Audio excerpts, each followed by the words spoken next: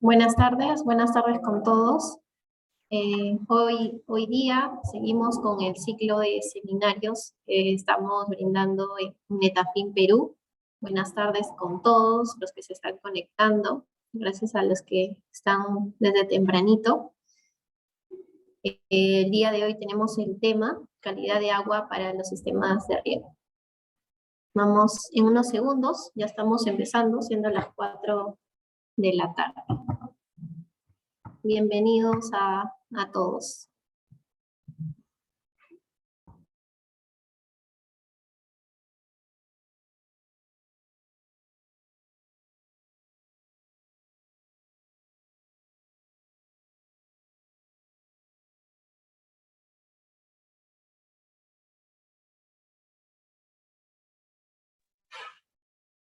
Muy bien, como habíamos dicho hace unos segundos, y continuando con el ciclo de seminarios aquí en Netafim, ya habíamos los jueves pasados primero hablado de tipos de emisores de riego, luego también estuvimos hablando de parámetros o principios básicos para el diseño de los sistemas de riego. Incluso en este seminario se mencionó que uno de los factores a considerar muy importante era saber la fuente de agua que íbamos a tener como parte del dato de entrada, ¿no? Para saber cómo diseñar nuestro sistema de riego.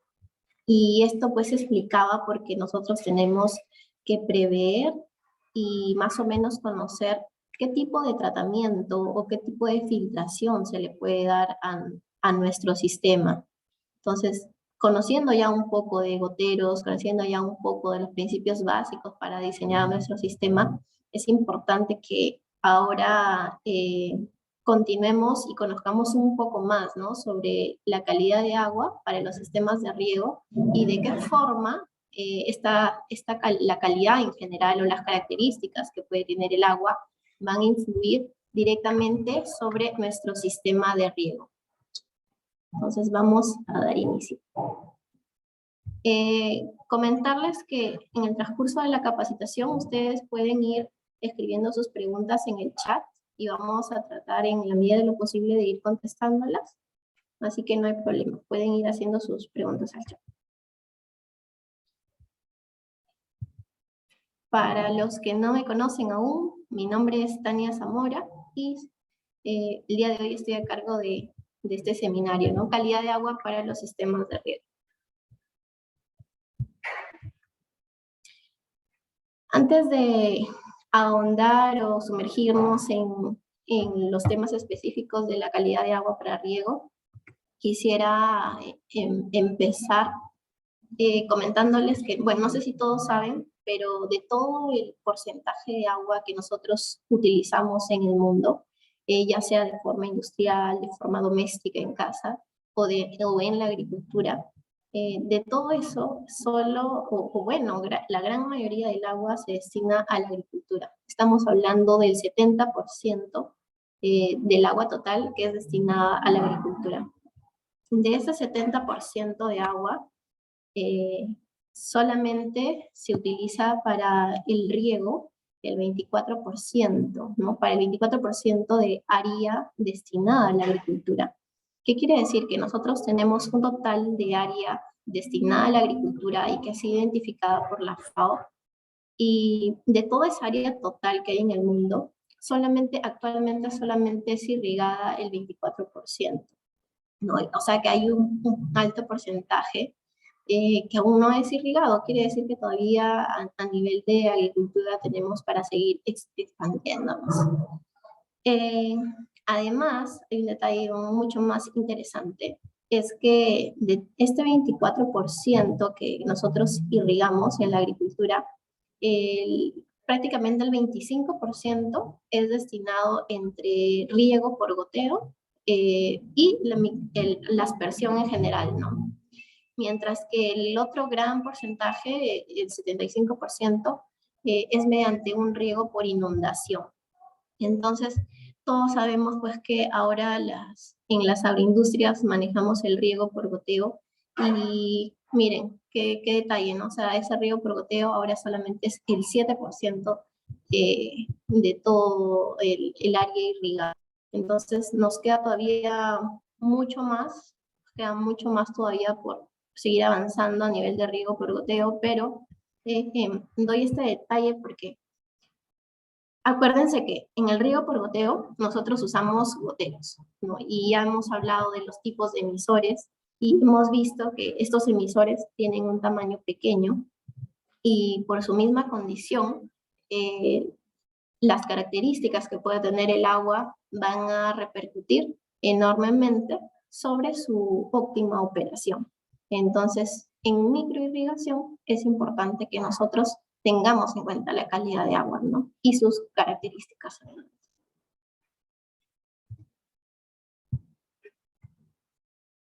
Ahora, estamos mencionando el término calidad de agua, pero ¿qué es calidad de agua?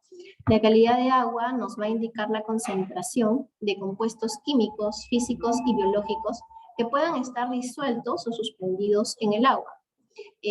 Esta calidad, estas características, estas concentraciones en realidad van a variar todo el tiempo. Pueden variar de año a año, de mes a mes, de época a época, de semana a semana, de día a día, e incluso durante el mismo día, durante las horas, van a variar, ¿no? Nunca va a ser la misma. Siempre va a haber una pequeña variación, por más mínima que sea, va a variar.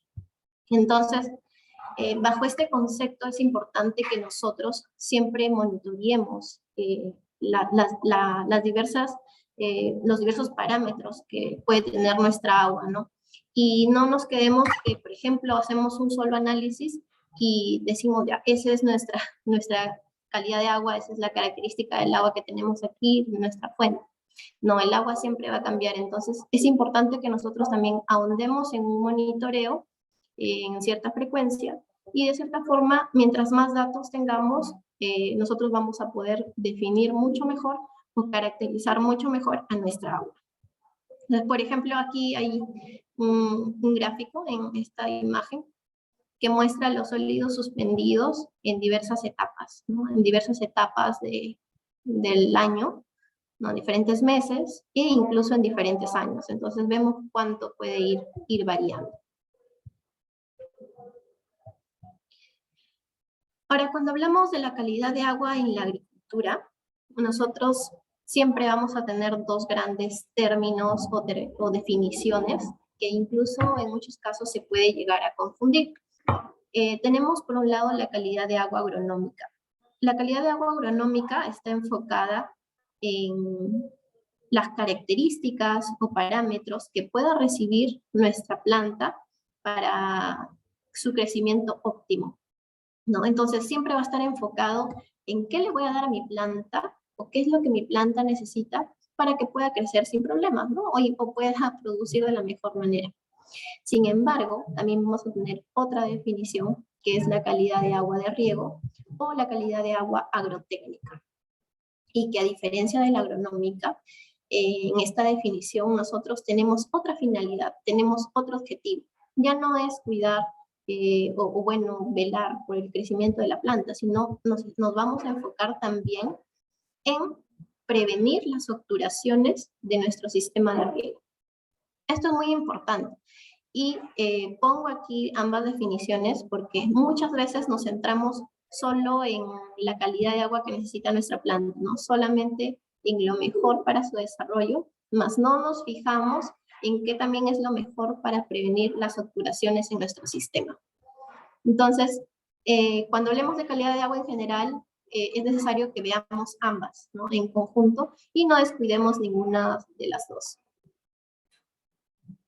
Entonces, para resumir, calidad de agua para los sistemas de riego o calidad de agua del sistema de riego está enfocado o tiene el objetivo de prevenir, evitar las obturaciones en nuestro sistema de riego.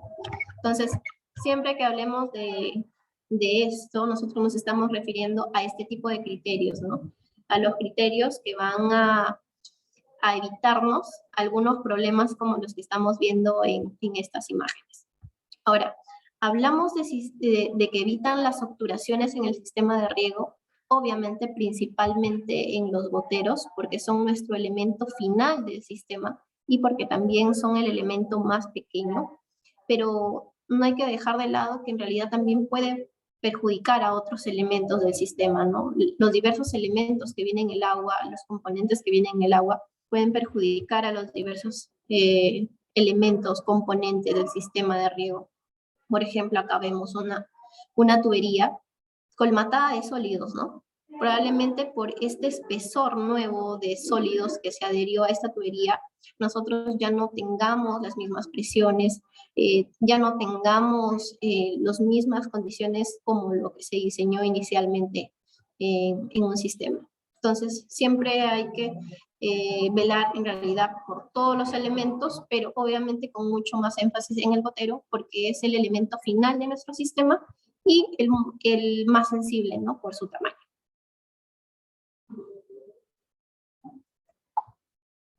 Ahora vamos a pasar a hablar sobre la composición del agua.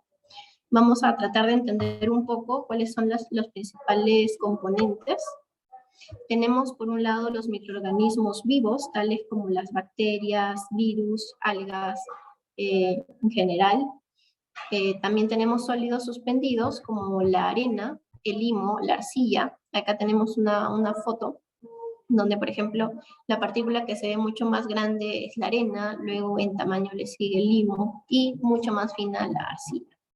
También vamos a tener materiales disueltos, tales como microelementos, como el hierro, el manganeso, el azufre, y algunos iones como el cloro, el potasio, el calcio, el fósforo. Estos son los principales componentes de forma general. Ahora, a nivel de sólidos suspendidos, ya que los hemos mencionado, hay que aclarar que estos sólidos suspendidos son sustancias minerales inorgánicas y que son formados o su procedencia viene del contacto con la tierra, ¿no? Con el suelo, con la geología en general. Estos sólidos suspendidos, por su misma condición de inorgánicos y por su tamaño, no son deseables en nuestro sistema. Entonces, estos son los tipos de elementos que nosotros siempre tenemos que filtrar y tratar de retirarlos. Ahora, un detalle interesante, importante que debemos de tener es que estos sólidos suspendidos varían en tamaño. Entonces tenemos materiales como la arcilla, que pueden ser menores a 2 micras, y materiales muy más gruesos como la arena, que por ejemplo puede ir desde 50 a 100 micrones cuando se trata de arena fina, y en el caso de arena gruesa es de 1000 micrones, que es igual a 1 milímetro, para darnos una idea. Y luego vamos a tener un material mucho más grueso, ¿no? Que es la grava, y que normalmente a veces lo utilizamos incluso como medio filtrante en los filtros. Entonces, esto hay que tenerlo bastante en cuenta. Tenemos tamaños diferentes, o sea, incluso la arena puede ser tan fina que puede ser de 50 micrones. Entonces, estos sólidos suspendidos son los que nosotros vamos a tener que sí o sí filtrar y que no nos van a convenir en nuestro sistema, porque si nosotros, por ejemplo, tenemos arena, ingresa arena a nuestro sistema por alguna mala reparación de tubería o por algún punto en que no nos dimos cuenta, va a ser muy difícil que nosotros podamos retirar esta arena que ya está dentro del gotero, ¿no? Si es que llega a ingresar a un gotero. Entonces, siempre hay que tener cuidado. También hemos mencionado los organismos vivos, que son las sustancias orgánicas, y que son netamente pues los microorganismos o los organismos biológicos que van a estar en el agua de forma comprimida, flexible, moviéndose, y que en realidad sí representan un desafío para removerlos de forma física. Son bastante difíciles de remover. Tenemos también aquí diferentes tamaños.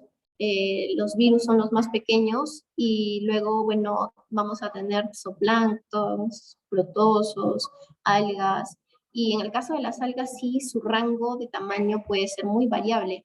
Tenemos por un lado microalgas, que por su propio nombre de micro, son algas que no se van a ver, que no son perceptibles a la vista humana, ¿no? Pero que van a estar presentes en el agua y que pueden pasar al sistema. Y también tenemos, por otro lado, ya las macroalgas, que son prácticamente especies biológicas que se forman tipo plantas y que incluso muchas veces ocasionan o se forman costras, ¿no? Y que las vamos a poder apreciar en reservorios, ¿no? En la superficie de reservorios o adheridos a las membranas de algunos reservorios. En estas últimas dos diapositivas he mencionado la palabra filtración, entonces solamente por detallar, ¿no? No con el objetivo de ahondar, porque también la filtración es un tema bastante grande, pero es importante que nosotros, les dije hace un momento, ¿no? Todo lo que es sólidos suspendidos, que sea arena, limo, arcilla, es importante que sí o sí los filtremos, tratemos de que no ingresen a nuestro sistema y la filtración pues nada más es la separación física que nosotros vamos a hacer de partículas que sean mucho más grandes que el medio de filtración que utilicemos, ¿no? Tenemos diferentes tipos de filtros en el tema de la agricultura. Los más usados son el filtro de malla, ¿no? Los filtros de discos y los filtros de grava, o los tanques de grava también conocidos. Entonces, ¿por qué es importante que nosotros hagamos filtración o tengamos una filtración? Porque son un elemento que permite dar seguridad y protección al sistema, ¿no? Va a evitar de que nuestros goteros sufran alguna obturación, ¿no? Ante un hecho que no podamos controlar, y también de cierta forma va a aumentar el tiempo en que yo voy a hacer mis mantenimientos, o sea, me va a alargar ese tiempo, me va a alargar mi vida útil, no voy a necesitar tantos mantenimientos. Entonces, esas son la importancia de los filtros. Cabe resaltar que cada tipo de filtro va a actuar de una forma diferente y aunque todos son eficientes, en realidad la eficiencia va a depender mucho del tipo de partículas que nosotros tengamos en el agua, ¿no? O sea, de las características del agua que tengamos. Por dar un ejemplo rápido, tengo acá una pequeña tabla donde podemos ver qué tipo de filtro va a ser mucho más eficiente con algún tipo o factor presente en el agua, ¿no? Por ejemplo, a nivel de sólidos suspendidos, el filtro de grava, el filtro de disco va a actuar muy bien en comparación de un filtro de malla. En tema de arcilla y limo, el filtro de grava también va a ser muchísimo mejor que un filtro de malla. A nivel de algas, lo mismo. El filtro de grava va a retener una mayor cantidad de algas que un filtro de malla. Y a nivel de hierro y manganeso, lo mismo, ¿no? Entonces, cada filtro va a tener en realidad un rango de eficiencia según las partículas que nosotros necesitemos filtrar, con la composición del agua. Ahora vamos a hablar un poco de lo que son los parámetros. Parámetros que debemos de tener en cuenta a nivel de calidad de agua. Algunos parámetros importantes, o por qué vamos a hablar de parámetros, ¿no? Ustedes estarán preguntando. Es importante porque los parámetros nos van a dar un indicador de cómo está nuestra agua en un determinado momento, o cuáles son las características de nuestra agua. Entonces, al darnos esta data, la información va a permitir que nosotros podamos actuar, ¿no? Tomar decisiones, tomar acciones preventivas o correctivas. Entonces, por eso son importantes los parámetros y vamos a ahondar un poco en ellos para también saber cómo pueden repercutir en el sistema de riego. Como primer parámetro importante tenemos el pH, que refiere la concentración del ion hidrógeno en el agua. El pH puede variar en realidad desde un rango de 1 hasta 14 y normalmente se puede medir, por ejemplo, de forma rápida con tiras reactivas, como en la imagen que muestro acá.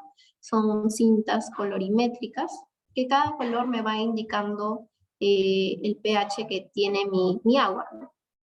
Entonces, el rango ideal que debe tener mi agua de riego es entre 6.5 y 8. Se dice incluso que entre este rango se absorbe la planta puede absorber una mayor cantidad de nutrientes. Y en general eso es lo recomendable y es lo más natural, ¿no? O sea, las aguas naturales normalmente están dentro de este pH.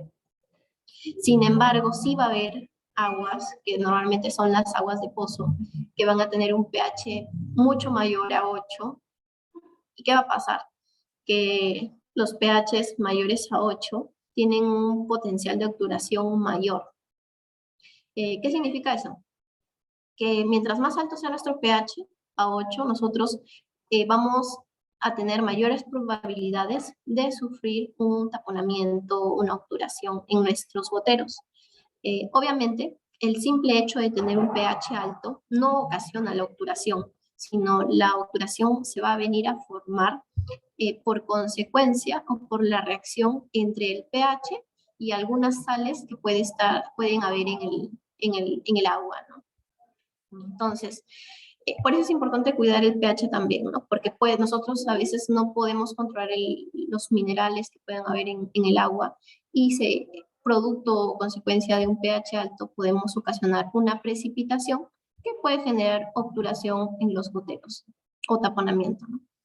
Entonces, por eso es importante que estudiemos el pH.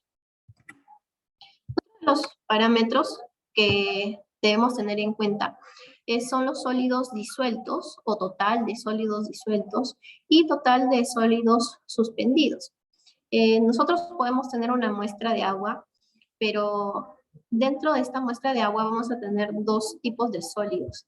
Los sólidos disueltos, que netamente están relacionados con la conductividad eléctrica, que nos va a dar prácticamente la concentración de los iones presentes en el agua. Y por otro lado vamos a tener sólidos suspendidos, sólidos totales suspendidos, que nos va a dar la concentración orgánica e inorgánica de nuestra muestra de agua. Ahora, con estos dos parámetros nosotros también vamos a poder ir controlando si estamos dentro de un rango moderado para evitar la obturación o estamos dentro de un rango severo. Entonces, por ejemplo, en el caso de sólidos suspendidos, lo recomendable es no exceder de 30. Podemos darle un rango, pero ya cuando pasamos, por ejemplo, de 60 miligramos por litro, nuestro sistema, nuestros goteros en realidad comienzan a estar en peligro de sufrir un taponamiento, ¿no? Por la misma acumulación de estos sólidos. Cuando hablamos de arena, que ya es algo mucho más específico, si queremos contabilizarlo como arena, a partir de 5 comienza a ser un problema severo, 5 miligramos por litro. Entonces, en realidad lo recomendable es que en realidad no tengamos nada de arena, pero si tenemos que ponerle un grado de severidad, lo que se recomienda es que no pase de 5, ¿no? Mencionamos también la conductividad eléctrica hace un momento, entonces solo para definir que la conductividad va a depender netamente de la concentración de iones y la carga eléctrica de estos. El ratio, hay un ratio o una relación directa entre el total de sólidos disueltos y la conductividad eléctrica, y es que la salinidad va a ser igual a la conductividad eléctrica sobre el factor 1.56. Aquí, en este caso, por ejemplo, de la conductividad eléctrica, es importante también que estemos bien seguros de qué unidades estamos manejando. Muchas veces, y esto también va para todos los parámetros, ¿no? Muchas veces mandamos a hacer análisis físico-químicos o químicos, y los laboratorios suelen darlo en determinada unidad de medida, y de repente nosotros estamos interpretándolo con otra unidad de medida. Entonces sí es muy importante que revisemos el tema de las unidades, las equivalencias, ¿no? Hagamos las conversaciones respectivas antes de poder hacer una comparación entre lo que debería ser y el resultado que me dio el laboratorio. Entonces, por ejemplo, a nivel de conductividad eléctrica, que me va a indicar la salinidad que puede tener mi muestra de agua, lo recomendable es no pasar de 1.5 Siemens por metro. Ahora, a nivel de turbidez, la turbidez en general representa el nivel de transparencia y es influenciada por las partículas que puedan estar presentes en el agua. todos sabemos pues de que muchas veces esta turbidez o este parámetro es el que nosotros escogemos o seleccionamos para saber en qué tan buenas condiciones está llegando nuestra agua. Incluso muchas veces nos permite tomar una decisión, ¿no? Si es que debe ingresar a mi reservorio o no debe ingresar, la puedo tratar o todavía no la puedo tratar. Entonces, siempre la turbidez sigue siendo un parámetro que nosotros utilizamos, ¿no? De manera indirecta porque nos puede decir qué tanta concentración de sólidos podemos tener. En realidad, no es una medida directa que nos permite determinar la cantidad de sólidos suspendidos, pero sí nos permite estimar y tener una idea, ¿no? Ahora, no hay que confundirnos y es interesante recalcar que, por ejemplo, si nosotros tenemos una bebida, una Coca-Cola, y nosotros le medimos la turbidez a la Coca-Cola, probablemente el turbidímetro, que es el equipo donde nosotros medimos la turbidez y que acá está en la foto, a modo de ejemplo, muchas veces, bueno, si es que lo hacemos, no lo va a medir, ¿no? Porque la Coca-Cola tiene un color negro y va a ser tan alto su medida que va a salir fuera de rango de medición del turbidímetro. Sin embargo, no va a significar que la Coca-Cola pueda tapar los goteros, ¿no? Porque la Coca-Cola todos sabemos que es un elemento líquido, que no tiene sólidos suspendidos, o sea, sólidos visibles que puedan precipitar dentro del gotero. Entonces todos sabemos que la Coca-Cola es un tema de color, que tiene una alta turbidez. Y sin embargo, eso no va a hacer no va a ocasionar un taponamiento. Entonces hay que tener en cuenta, y no sé si entendieron la idea, de que la turbidez tampoco va a ser todo, ¿no? O sea, va a haber situaciones especiales, específicas, donde la turbidez está dada no por un tema de partículas presentes, sino por un tema de color, como es el claro ejemplo de la Coca-Cola. Ahora, igual tenemos un rango, ¿no? Para la turbidez, y es que no debe de pasar de 30 NTUs, porque cuando pasa esta medida ya nosotros estamos hablando de partículas que están suspendidas en el agua y que van a terminar precipitando en nuestros goteros. Ahora, su acumulación de estas partículas son las que ocasionan los taponamientos. Entre otros parámetros importantes tenemos algunos elementos como la presencia de hierro y de manganeso, que a nivel agronómico ayudan al crecimiento de los cultivos, pero cuando exceden una concentración influye para mal sobre el sistema de riego, ocasionando taponamientos. Lo que pasa con este tipo de elementos es que normalmente están diluidos en el agua, están presentes en el agua de forma imperceptible por un tema de equivalencia química, pero cuando entran en contacto con el oxígeno tienden a precipitar. En el sistema de riego, cuando el hierro, el manganeso pasan los filtros, ¿no? O pasa ya al sistema, ya sea tubería, ya sea goteros, la oxidación se viene a dar recién en el gotero, ¿no? Por el contacto que tiene con el oxígeno. Y esto ocasiona que el fierro, el manganeso, termine precipitando sobre los goteros y a la larga ocasionan el taponamiento, como pudimos ver en esta imagen de acá, la parte de abajo, ¿no? Vemos un gotero que tiene un material oscuro, ¿no? Alrededor de todo su estructura. Lo mismo pasa en la imagen superior, donde también vemos que son las paredes de una manguera que está también colmatada por una pequeña capa, quizás, ¿no? Una capa de color diferente a la de la manguera. Entonces, estas precipitaciones a la larga sí traen problemas. Entonces, es importante que, por ejemplo, saber que nuestra fuente de agua tiene este tipo de materiales para que nosotros podamos prevenir que se acumulen, ¿no? O bien tratamos el agua antes de que ingrese al sistema, o bien evitamos que se acumule en nuestro sistema de riego.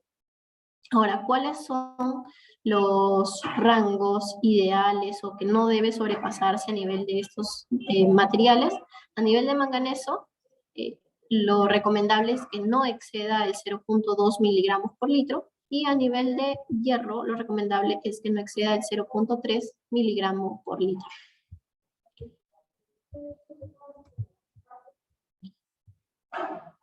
También tenemos otro parámetro como es la dureza y que básicamente muestra la concentración de calcio y magnesio y que en combinación con el pH, con un pH elevado, como mencionábamos al inicio, puede dar lugar a incrustaciones en los goteros. Entonces, tenemos acá, por ejemplo, unas imágenes a la parte de la derecha y vemos cómo algunos elementos del sistema, como pueden ser las bombas, algunos manifolds, pueden presentar precipitaciones, ¿no? Blanquecinas, que básicamente siempre es por calcio, ¿no? Estas precipitaciones blanquecinas puede ser por un tema de calcio. Pueden ocasionarse, o sea, incrustaciones tal cuales, o sea, algo duro como una piedra, ¿no? Una formación rocosa. Entonces, esto es por un tema de dureza, o sea, hay una elevada concentración de calcio, una elevada concentración de magnesio, y con un pH mayor a 8 suceden estas incrustaciones, ¿no? Entonces, ¿cuáles son los rangos que no debemos exceder para evitar este tipo de obturaciones? No debemos exceder de los 300 miligramos por litro, ¿no? De carbonatos de calcio. Ahora, nos toca hablar de algas y zooplancton. En realidad, nosotros vamos a tener en esta parte, sí, diversos tipos, tamaños y características de las algas, y que van a afectar de forma diferente siempre, ¿no? La calidad de agua. Les decía al inicio, ¿no? Con el tema de, por ejemplo, de algas, en realidad podemos tener algas microscópicas y algas macroscópicas. Las microscópicas son las que no las vemos, no son perceptibles al ojo humano, y las macroscópicas son las que nosotros sí podemos visualizar en un reservorio y ya han tomado, tienen un aspecto de una plantita, ¿no? Que está flotando en el reservorio. Entonces, sí, las algas siempre hay que estar también pendientes de que no se formen, ¿no? Pueden pasar a nuestros sistemas las microalgas, pero las macroalgas, y eso hay que procurar que no se formen en nuestro reservorio, sobre todo. Ahora, ¿cuándo se forman? Siempre se forman por un tema de luz, de presencia de radiación solar. Entonces, también hay casos en donde se tapa el reservorio y se evita totalmente el crecimiento de las algas, ¿no? Y los zooplancton son pues los animales acuáticos pequeñitos, ¿no? Los microscópicos, que pueden vivir también aquí en el agua.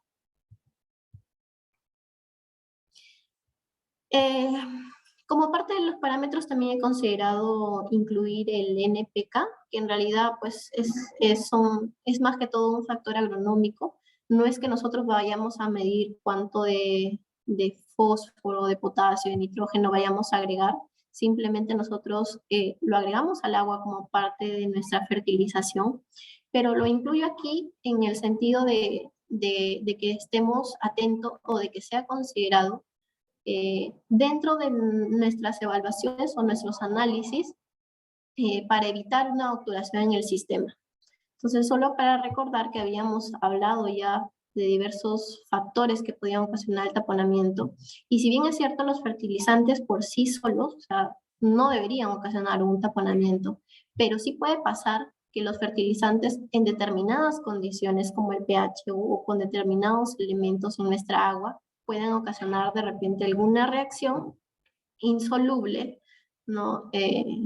Que ocasione pues una precipitación que afecte de cierta manera algunos elementos de nuestro sistema.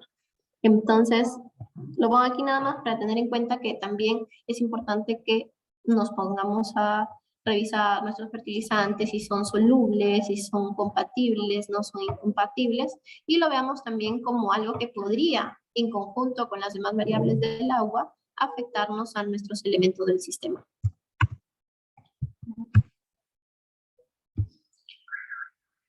Ahora nos toca hablar de las características del agua que puede tener según la fuente o el tipo de agua que tengamos y los tratamientos que podríamos aplicar, ¿no? Podemos tener fuentes de agua subterránea que vendrían a ser de acuíferos, este tipo de agua prácticamente son las aguas de pozos, que lo vemos mucho, por ejemplo, en la zona de Olmos, ¿no? La mayoría en la zona de Olmos se trabaja con, Olmos, Jayanca, trabajan con este tipo de agua, en la zona de Motupe. Tenemos agua superficial, que viene a ser el agua que viene por un canal, ¿no? Producto de los ríos y demás aguas superficiales. Un claro ejemplo es Chavimochic, ¿no? Tenemos el canal de Chavimochic, también tenemos en Olmos el canal del proyecto Olmos, tenemos en Piura los ríos que abastecen las diversas industrias. Y también otra fuente de agua puede ser por alcantarillado, que básicamente vamos a tener pues que son las aguas residuales, ¿no? Las aguas residuales pueden venir producto o de la producción de alguna planta agroindustrial, ¿no? El agua que utilizamos dentro del proceso agroindustrial sale y eso también lo podemos utilizar como parte de nuestro sistema de riego. Entonces, esos son los tres principales tipos de agua que podemos tener, o como fuentes de agua, ¿no? Ahora, en el caso del agua subterránea, la calidad del agua se va a ver afectada por la profundidad del pozo y la geología propia del acuífero. Va a contener un bajo nivel de oxígeno disuelto por lo general. Las características principales es que, por ejemplo, el agua subterránea normalmente, o en la mayoría de los casos, tiene arena, minerales disueltos, microelementos como el hierro, el manganeso y el azufre. Y ahora, ¿qué podemos hacer ante estas características? Ahora, estas características cabe resaltar que tampoco son, son un hecho para el 100% de los pozos, ¿no? O sea, pueden variar en realidad entre pozo y pozo, y igual entre una misma zona de pozos puede también ser variable entre uno y otro pozo. Pero estas son las principales características, su concentración también puede variar, y incluso los minerales, ¿no? Los tipos de minerales. Ahora, ¿qué tratamiento le podemos dar a estas características? Por ejemplo, si tenemos arena, lo que podemos hacer es utilizar un separador de arena, que es un hidrociclón. Podemos mejorar nuestra filtración. Si tenemos minerales disueltos, podemos hacerle un pretratamiento al agua, por ejemplo, una desalinización. Podemos utilizar tratamientos de ósmosis inversa, que probablemente muchos de ustedes han escuchado. Y si tenemos elementos como el hierro, el manganeso, lo más factible es, por ejemplo, ocasionar una oxidación, ya sea química o física, ¿no? La oxidación es agregarle oxígeno a nuestra agua en algún punto del sistema, si es mejor antes del filtrado, es muchísimo más recomendable, de manera que precipiten estos elementos, ¿no? Tanto el hierro, el manganeso, el azufre puedan precipitar y ya no ingresen a nuestro sistema. Y si es que no es posible tratarlo de esta manera, ¿no? A nuestra agua, en todo caso tendremos que plantear algunas alternativas en nuestro sistema como parte de nuestro mantenimiento, ¿no? Pueden ser, por ejemplo, aplicación de peróxido, aplicación de cloro, ¿no? Según una frecuencia establecida, de manera que nosotros evitemos que este hierro, el manganeso, el azufre se incruste o se acumule en nuestros goteros. Ahora, en el caso del agua superficial, la calidad del agua se va a ver afectada por los desagües que puedan interferir y puedan ingresar, el suelo, el clima, el área, ¿no? Y las diversas recorridos que va a tener el agua superficial en general. Las principales características de este tipo de agua son los sólidos en suspensión, tales como la arena, el limo, la arcilla. Y acá hay algo bien importante, ¿no? El flujo turbulento que normalmente tiene el agua superficial va a provocar la presencia o un incremento, una mayor presencia de arena, limo y arcilla, ¿no? Esa es su principal característica de este tipo de agua. Pero si nosotros en algún punto del recorrido de esta agua nosotros le disminuimos la velocidad de flujo, lo que va a pasar es que se van a desarrollar en mayor medida las algas y los organismos o los microorganismos, ¿no? Entonces, es muy importante que tengamos esto en cuenta porque puede pasarnos que tenemos un agua superficial y tenemos un reservorio grande, ¿no? Que tiene un alto tiempo de paso y que va a ocasionar una baja velocidad de flujo en esta agua superficial. Y lo que va a pasar es que a medida que pase por este reservorio grande, quizás mi arena, mi limo, mi arcilla van a ir sedimentando en mi reservorio. Sin embargo, como hay un tiempo largo de avance y mi velocidad de flujo ya disminuyó, lo que yo voy a tener es un desarrollo mayor de los microorganismos que puedan haber estado presentes en esta agua inicialmente. Ahora, ¿cómo podemos combatir estas características? Por ejemplo, si tenemos una alta cantidad de sólidos en suspensión, nosotros podemos acelerar esa precipitación de sólidos, de la arena, del limo, la arcilla, que también es mucho más pequeña. Podemos ocasionar la precipitación con tratamientos de flocular y coagulación. ¿Qué significa estos tratamientos? No sé si todos han escuchado, pero flocular, coagular el agua significa añadir ciertos productos químicos al agua, ciertos componentes que van a acelerar y ocasionar la precipitación de los sólidos en suspensión.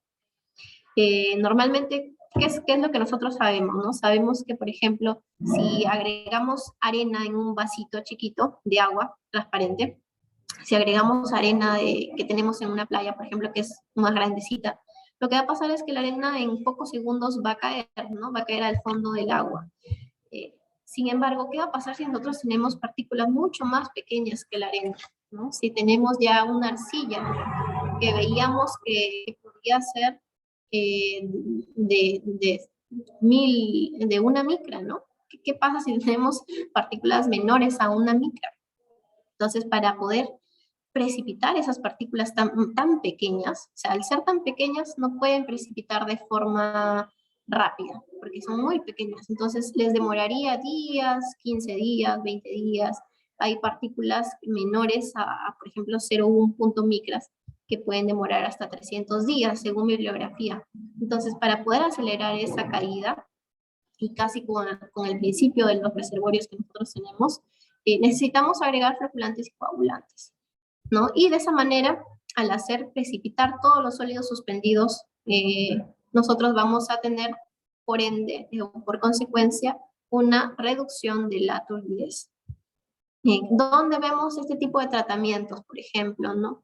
No sé si habrá gente que sea de Chavimochi, pero acá en Virú, pues la mayoría recibe, o bueno, casi todos reciben agua del canal, y lo que pasa en épocas de verano es que tienen que flocular y coagular su agua para reducir la turbidez, porque la turbidez, pues en estas épocas, épocas de venida, que le llaman época de la lluvia, llega hasta 2.000, 3.000 NTUs, ¿no? 4.000, 5.000 NTUs. Entonces, ese es el tratamiento de floculación y coagulación. Ahora, ¿dónde más también hacemos estos tratamientos? En el proyecto Olmos, ¿no? ¿Qué más tenemos que considerar dentro del tratamiento de ese tipo de agua? La filtración, que ya lo hemos hablado, nos va a permitir o va a ser un elemento de seguridad para evitar que cualquier partícula de un tamaño mayor al medio filtrante no pase. Y también podemos considerar, por ejemplo, la oxidación, ¿no? En caso de que tengamos un desarrollo de microorganismos elevados. Si es que nuestra agua aún así tuviera arena, podríamos utilizar un separador de arena o también llamado hidrociclón. Ahora, si es que nuestra agua llega con arena, hay que recordar que en nuestro reservorio va a precipitar en los primeros segundos, ¿no? Si es que nosotros tenemos un reservorio antes de nuestro filtrado, no es necesario que pongamos un hidrociclón, si es que la arena, porque la arena precipitaría en los primeros segundos. Ahora, en el caso de aguas residuales, este tipo de agua se va a ver afectada por el tipo de efluente que tengamos. El efluente puede ser un efluente industrial, municipal o agrícola, ¿no? Producto de algún desecho de alguna fábrica. Antes de que nosotros reusemos esta agua residual, sí debemos de considerar los aspectos sanitarios según el tipo de cultivo. Y normalmente las características de este tipo de agua es que viene con una alta concentración de materia orgánica, nutrientes, bacterias y protozoos. También trae una alta concentración de minerales disueltos y en algunos casos incluso metales pesados. ¿Qué tipo de tratamiento le podemos dar a esta agua? Tratamiento de filtración y de oxidación para reducir el tema de la carga orgánica. Ahora vamos a ver algunos ejemplos de cómo puede influir el agua en nuestros sistemas de riego.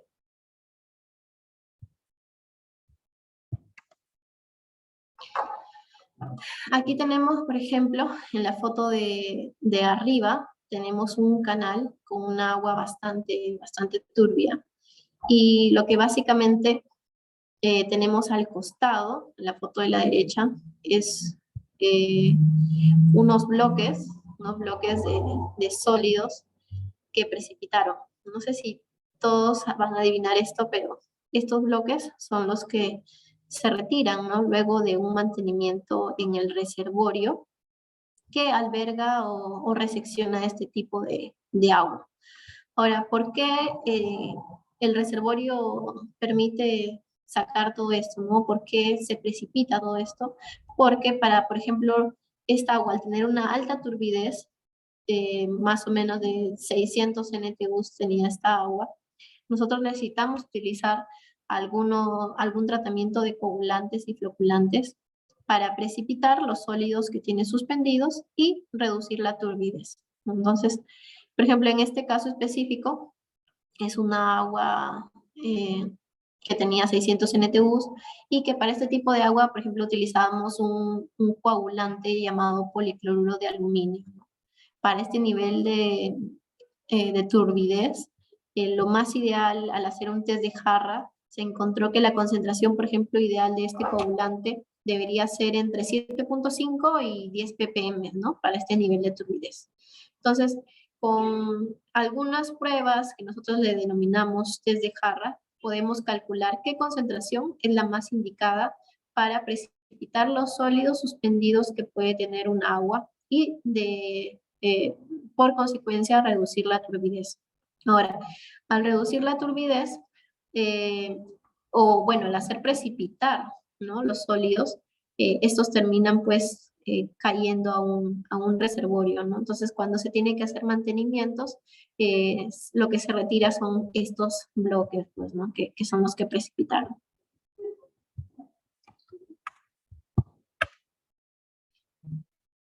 Ahora, en la foto de la izquierda les muestro una muestra de agua tratada con proceso de ósmosis. Es un agua que ha sido previamente tratada. Como ustedes ven, por ejemplo, no hay un tema de turbidez, es un agua cristalina, tiene una turbidez, acá el turbidímetro marca 1.3 NTUs, quiere decir que no hay un tema de sólidos suspendidos.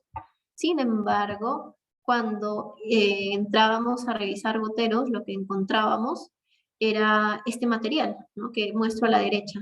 Entonces vemos goteros, por ejemplo, con la formación, goteros y mangueras, ¿no?, con la formación de un material obturante, tipo pegajoso, ¿no? Entonces, ¿por qué se dio esta formación si nosotros tenemos una buena calidad de agua que ingresa? Y aquí es donde quiero quizás detenerme un momento, ¿no? Nosotros podemos tener una buena calidad de agua al ingreso de nuestro sistema, en la captación. Nuestra fuente de agua puede ser muy buena, pero no hay que descuidar de que nosotros necesitamos monitorear nuestra calidad de agua en los diversos momentos o en los diversos etapas de nuestro sistema. Entonces, no hay que enfocarnos solamente en cómo llega nuestra agua al filtrado, cómo llega nuestra agua al reservorio, cómo llega nuestra agua en la captación, sino también tenemos que fijarnos en todo lo que sigue en nuestro sistema después, ¿no? Cómo está llegando a determinada parte de mi campo, cómo está llegando a mi gotero, cómo está llegando a finales de línea, si yo purgo mi manguera a final de línea, ¿qué es lo que sale? ¿No? Entonces, podemos tener una buena calidad de agua, pero en el camino se puede ir contaminando, ¿no? Eso no hay que tenerlo en cuenta. Nuestra agua se puede contaminar producto de la interacción con fertilizantes, producto de la interacción con algas que aparecieron en nuestro reservorio y con productos, con microorganismos en general, ¿no? Que puede venir nuestra agua.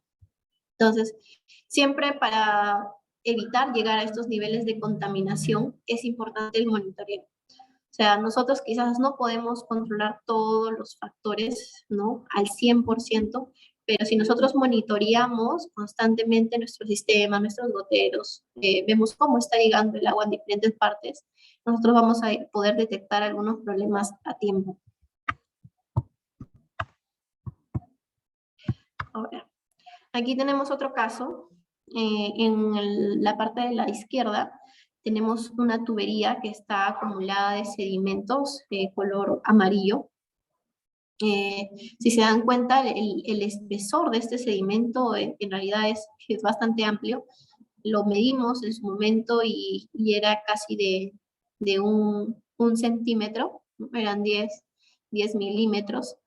Y como les decía al inicio, ¿no? Para todos los que estaban, este tipo, por ejemplo, de acumulación afecta a nuestro sistema, porque si todas nuestras tuberías, todas nuestras líneas de conducción tienen esta misma característica, esta misma acumulación, lo que va a ocasionar es que nosotros tengamos pérdidas de presiones por todos lados y por ende nuestro sistema de riego no riegue como lo habíamos diseñado, ¿no? O sea, ya no vamos a tener lo que inicialmente se propuso, no vamos a tener eh, plantas o goteros que emitan un caudal que nosotros habíamos estimado, porque lamentablemente va a haber pérdidas de presión a lo largo de nuestras líneas de conducción. El caso de la derecha es otro caso, no es el mismo. El primero era por un tema de fertilizantes y en el segundo es en realidad por un tema de limo.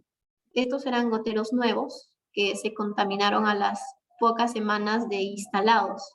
Ahora, la pregunta es por qué, si solamente pasaron algunas semanas, por qué se contaminaron tan rápido, ¿no? No sé si todos pueden ver que alrededor del orificio de salida hay formado un pequeño círculo de sedimentos acumulados, tipo una especie de barro.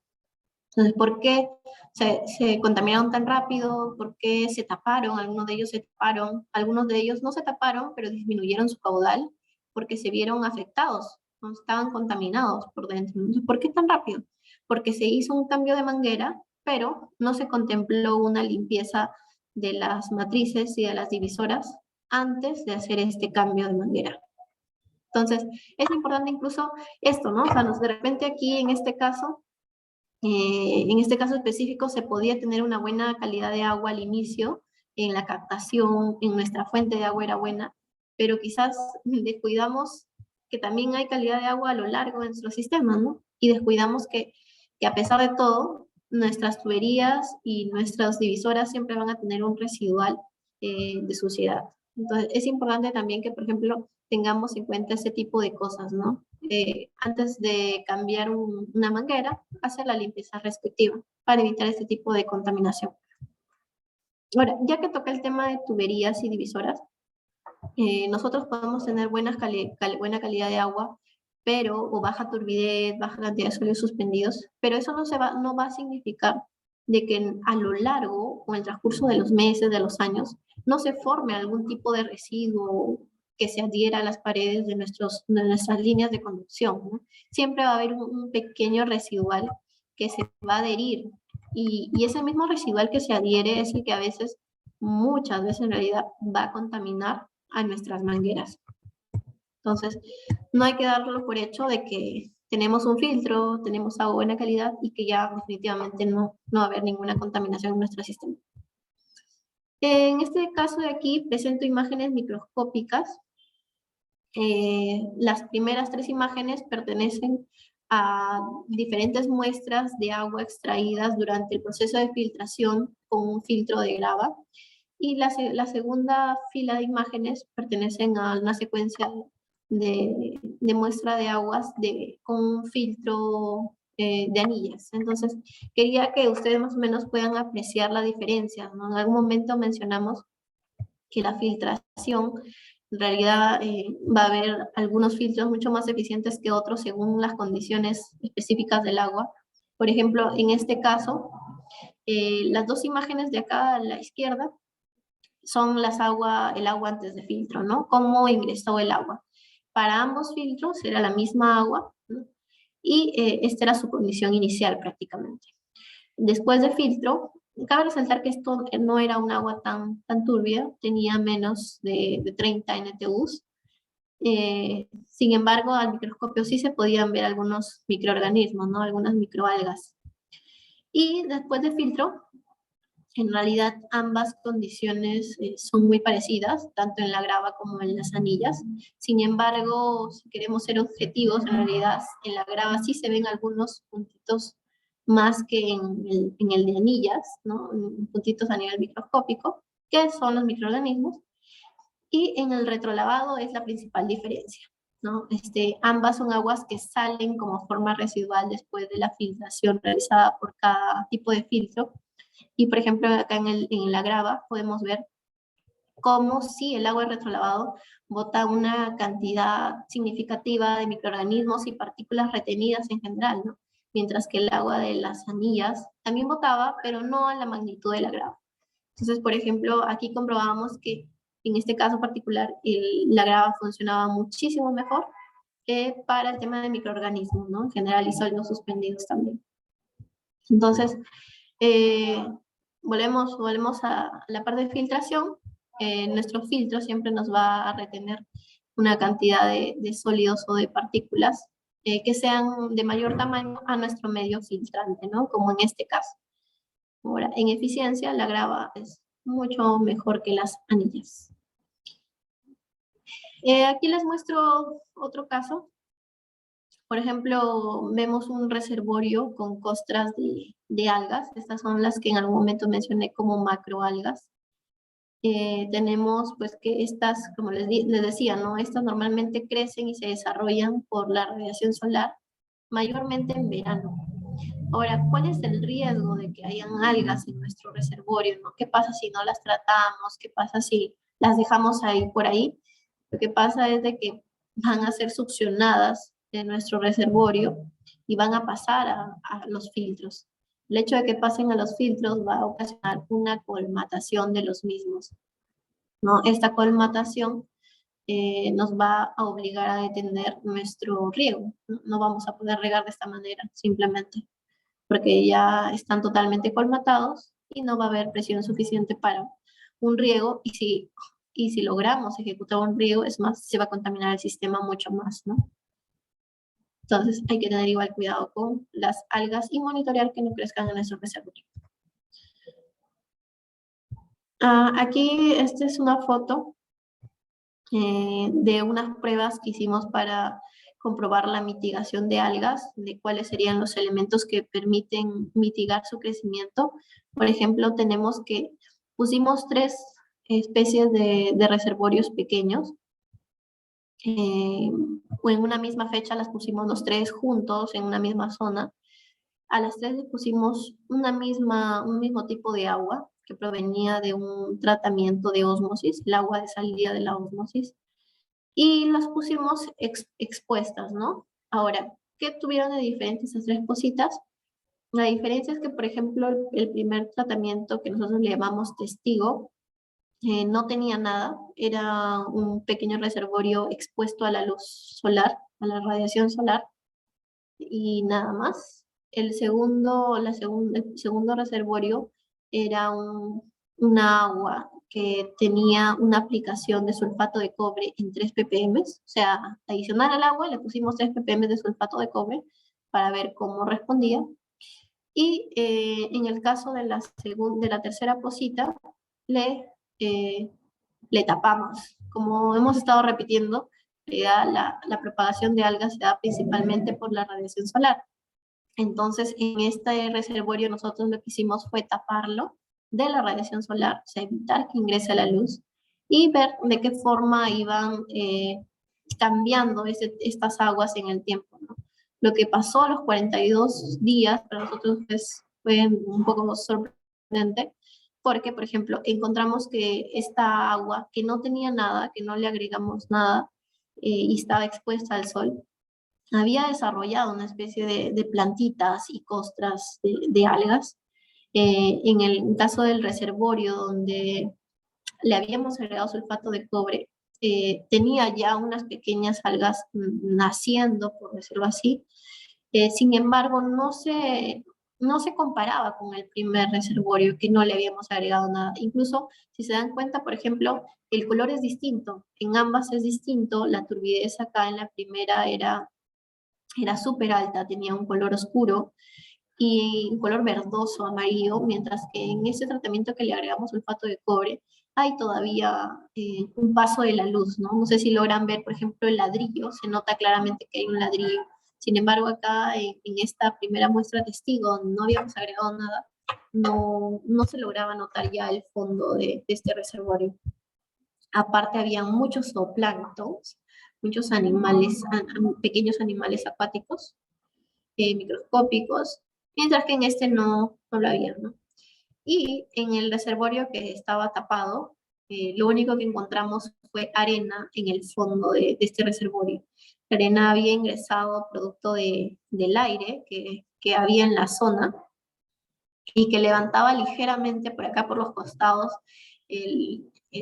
la capa que habíamos puesto, ¿no? Y que hacía ingresar la arena. Pero si se dan cuenta, pues el agua se ve súper translúcida y lo que se ve al fondo es simplemente arena, ¿no? Cosa que no se ve, por ejemplo, en los otros dos reservorios. El agua se ve una gran diferencia. Entonces, este ensayo, por ejemplo, nos permitió comprobar que en realidad una forma de mitigar el crecimiento de algas es usando el sulfato de cobre. Sin embargo, no es que lo impida totalmente, ¿no? Porque como les dije, sí hubo un cambio a nivel de turbidez, sí hubo una aparición por ahí de algas, pero no a nivel del que no tenía nada, ¿no? Entonces, sí ayuda a mitigar las algas, y el que definitivamente inhibió el crecimiento de las algas fue impedir el ingreso de la radiación solar, ¿no? Y esto se logró tapando este pequeño reservorio.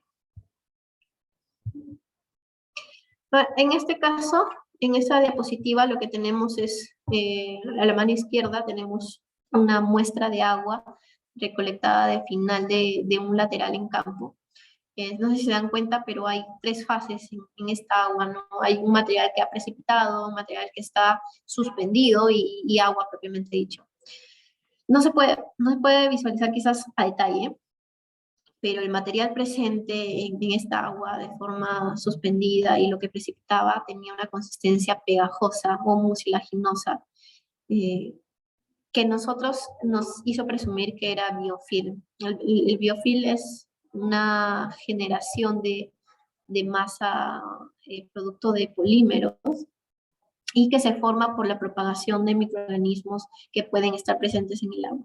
Cuando nosotros hemos analizado al microscopio estas conformaciones, ¿no? Estas masas mucilaginosas, lo que encontramos fue cianobacterias del tipo Aphalosyphon hibernicus, ¿no? Que son las de acá. Esta es la foto de lo visto en el microscopio, y que coincide con esta especie de cianobacteria, ¿no? Y que se forman principalmente cuando se reducen las velocidades en el flujo del agua.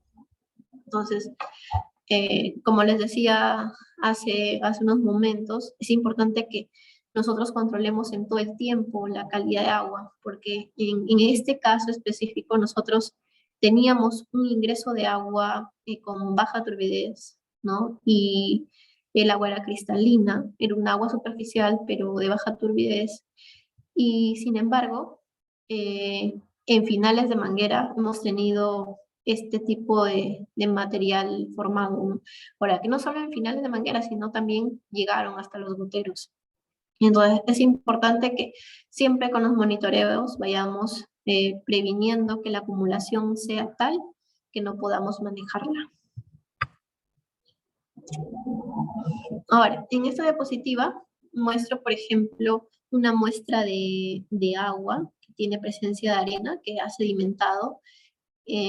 No sé si todos pueden apreciar, pero es una arena bastante finita, bien finita, y que también la encontrábamos en el gotero, ¿no? También encontramos arena en el gotero de este sistema, y que es la imagen de la izquierda.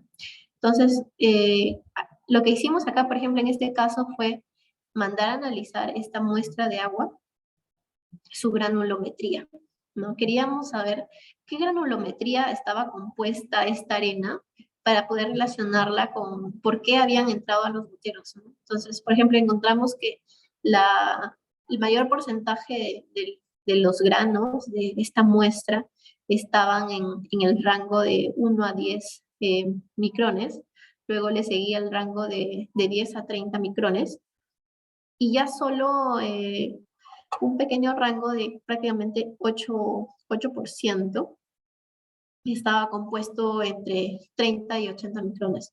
Quiere decir que la arena más grande que encontrábamos aquí en esta muestra era de 80 micrones, ¿no? Lo cual es muy pequeño, porque hay que recordar que en los filtrados, nuestros filtros, ya sea de malla, ya sea de anillas o de grava, tenemos un rango de filtración para partículas de 130 micras. Entonces, esta arena es tan finita que en algún momento podía pasar al sistema, ¿no? Si es que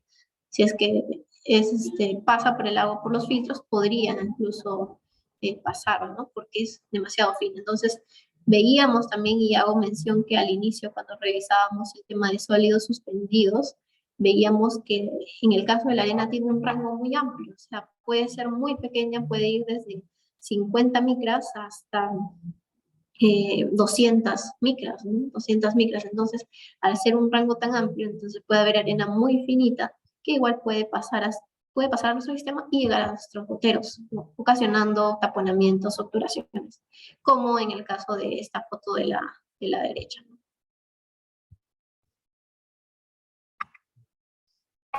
Ahora ya como última parte, vamos a ver temas del mantenimiento, ¿no? O sea, ¿qué hacemos ya si encontramos alguna de las cosas que vimos en las diapositivas anterior, ¿no? Un tema de material orgánico, cómo podemos actuar, ya sea de forma preventiva o de forma correctiva?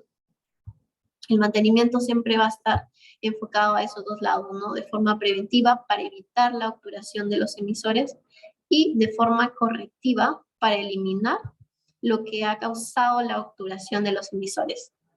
Entonces, ¿qué tipo de mantenimientos vamos a tener principalmente? Vamos a tener principalmente lo que son los lavados y las inyecciones químicas. Entonces, a nivel de lavados, ¿qué nos va a permitir el lavado? Reducir la acumulación de contaminantes.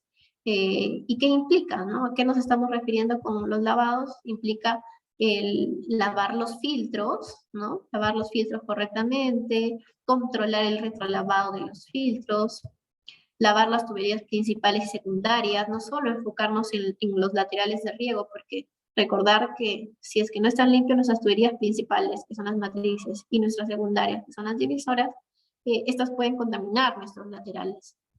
Entonces, implica también lavar las principales y secundarias y también los laterales de riego. ¿A qué más nos estamos refiriendo cuando hablamos de lavado del sistema? A los purgados de las líneas, de los tres líneas de conducción, y que deben realizarse por secciones, ¿no? No es que vamos a purgar todo junto, no es que vamos a purgar línea principal, secundaria y lateral junto, sino es necesario que lo hagamos por tramos, ¿no? Primero nos enfocaremos en la principal, luego en la secundaria, luego en los laterales, ¿no? Será por secciones. Ahora, ¿cómo podemos garantizar que nuestro lavado va a ser eficiente, ¿no? ¿Cómo podemos asegurar que va a funcionar o que está funcionando? Entonces tenemos que asegurarnos o controlar que la velocidad de lavado sea mayor a 0.5 metros por segundo. Si nosotros podemos controlar esta velocidad, nosotros estamos garantizando un correcto lavado a nuestras diversas líneas de conducción del sistema. Ahora, si es que nosotros, para alcanzar esta velocidad de lavado, va a ser necesario en muchos casos aumentar la presión en nuestras válvulas, ¿no? Y lo podemos hacer siempre y cuando tengamos en cuenta que la presión no exceda lo recomendado en las fichas técnicas de las mangueras, y también tener cuidado pues, con el sistema en general, ¿no? Cuando aumentemos la presión.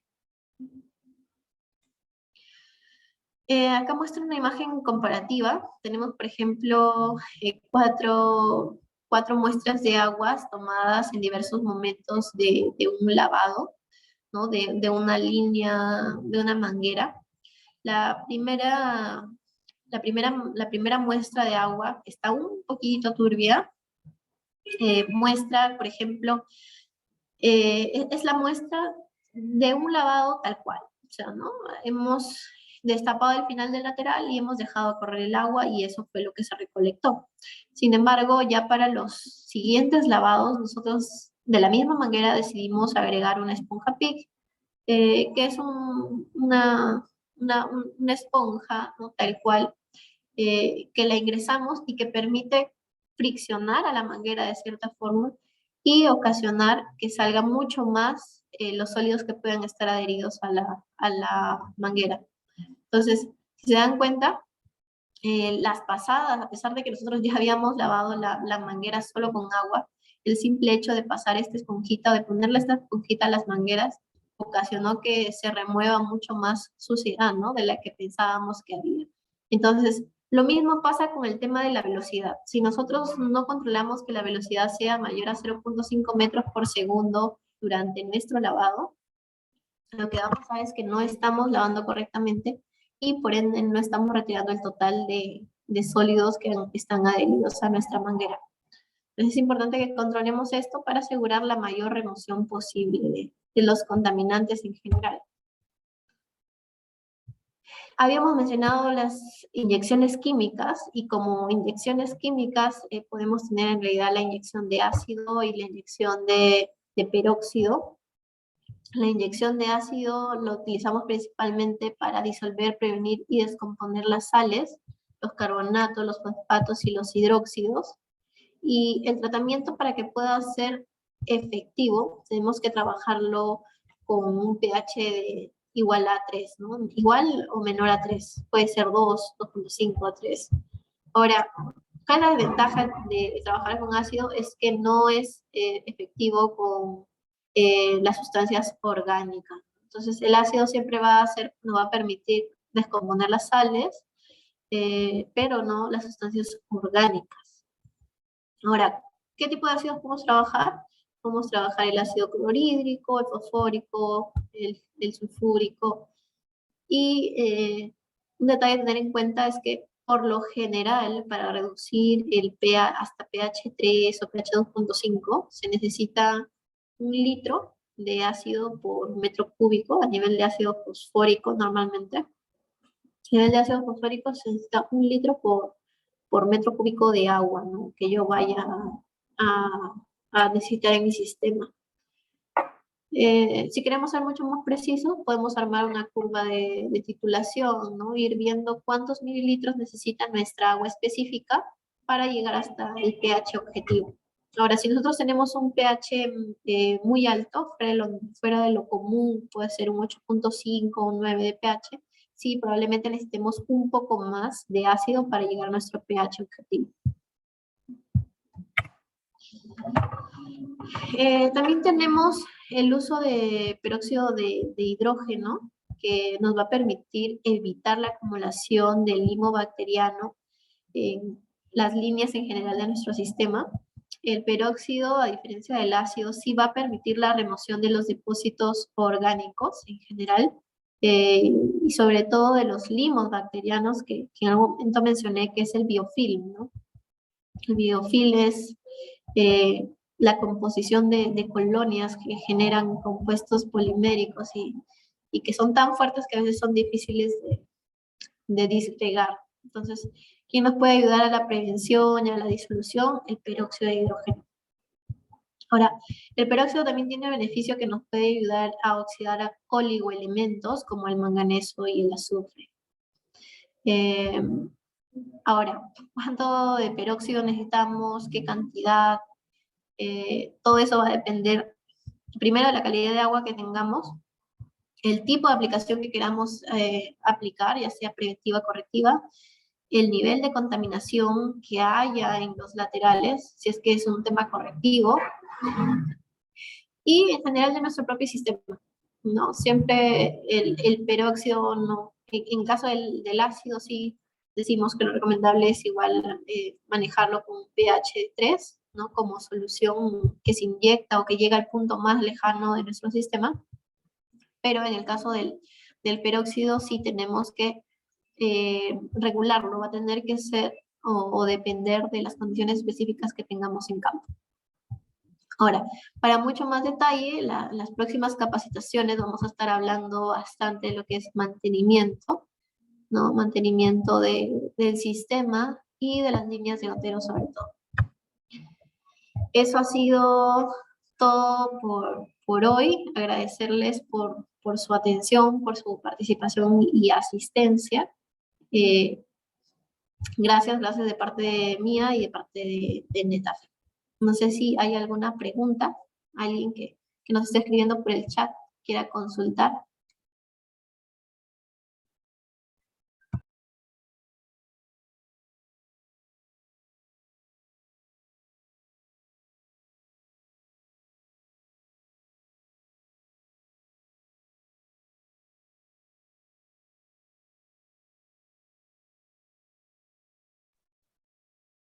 Alex Kleiber nos consulta si podría compartir la presentación. Claro que sí, Kleiber.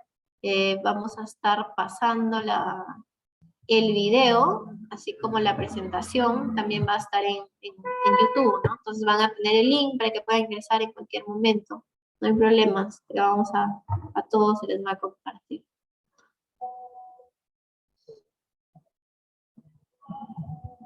Nos preguntan, a ver, ¿qué filtro recomendaría para aguas superficiales? ¿Grava y discos o solamente filtros de discos? Mencionábamos al inicio que en realidad la selección del filtro va a depender mucho del tipo de agua que tengamos. En general, recordemos que habíamos mencionado que las aguas superficiales por lo general están compuestas por una alta cantidad de sólidos suspendidos como arena, limo, arcilla, y si hay siempre esta condición en el medio, lo más recomendable siempre es la grava, ¿no? Por lo general, habíamos dicho que la grava permite una mayor remoción o retención de sólidos suspendidos, de zooplancton, de algas. Entonces la grava sí va a ser mejor, pero las anillas también nos podría funcionar bastante bien.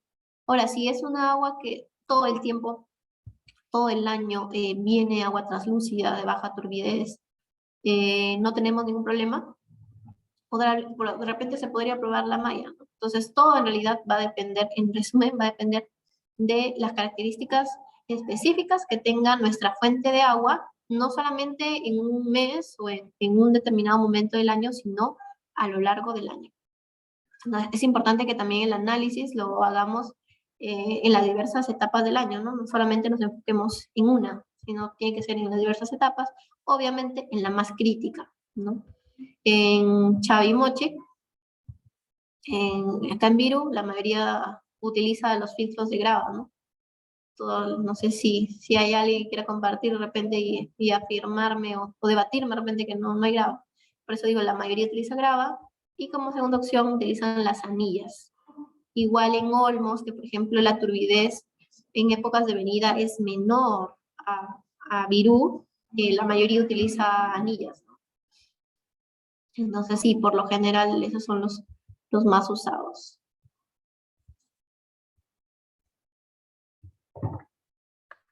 ¿Alguien más que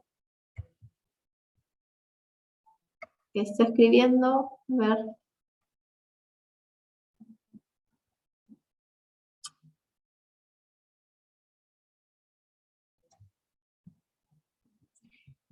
Ahí nos escriben. Para las tuberías o mangueras de agua potable, ¿se lavan de la misma manera? Me imagino, Sadita, te estás refiriendo al mantenimiento propiamente dicho. En realidad, por ejemplo, el tema de la potabilización del agua ya es un tema de hablar de aplicaciones de cloro, ¿no? En realidad no sé, por ejemplo, con qué frecuencia se está haciendo mantenimientos a nivel de conducciones de agua potable, eh, pero yo intuyo que no es lo mismo, ¿no? No es lo mismo porque por un lado tienes a la población que va a ser el receptor final, los humanos, y que obviamente tienen otra normativa para que va a ser diferente a los de los cultivos, ¿no? Y ya tocando el tema, igual recordarles que hay un decreto supremo para los parámetros de la calidad de agua para los cultivos de riego. Decreto Supremo 004/2017. ¿Cuál es la norma que aprueban los estándares? Sí, justo lo que acabo de mencionar.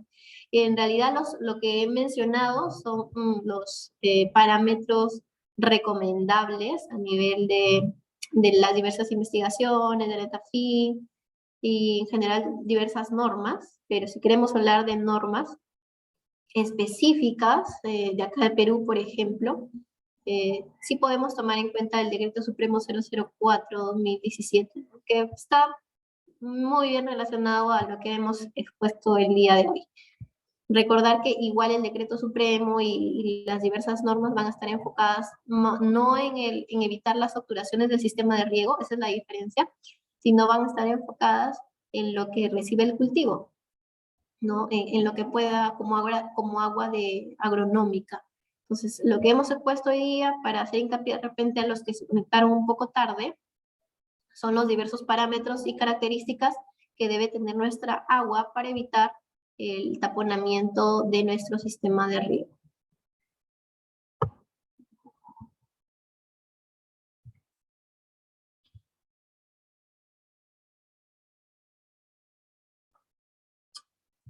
Gracias a ustedes.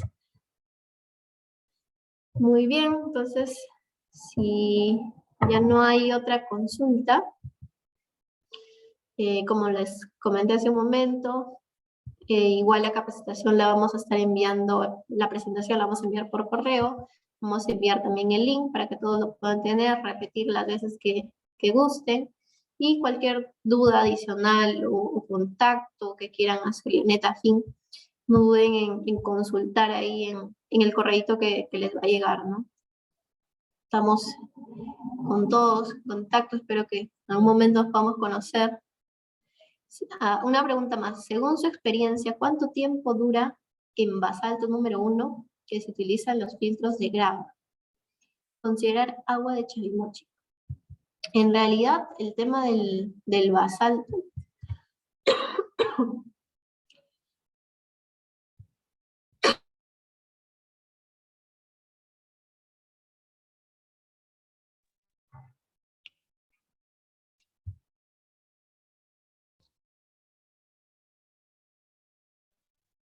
a ver, un ratito. En realidad, el tema del basalto debería durar bastantes años, estamos hablando de más de 7, 8 años, pero hay que considerar que es necesario que estemos atentos a sus mantenimientos, ¿no? Tanto el basalto como la grava necesitan de un mantenimiento que puede ser lavados, y si son químicos mucho mejor, ¿no? Se le puede aplicar peróxido. Ahora, si nosotros tenemos una grava, un basalto que no tiene un mantenimiento con cierta frecuencia, lo que vamos a hacer es que vamos a dañar su forma del basalto, de la partícula.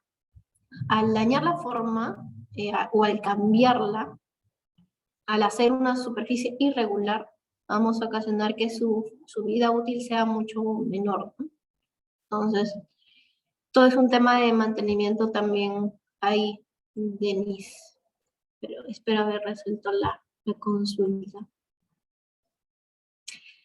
Bárbara nos dice, ¿se controla las salas con sulfato de cobre? Sí, tenemos ya algunos casos donde sí se controla, pero es necesario que tengamos mucho monitoreo.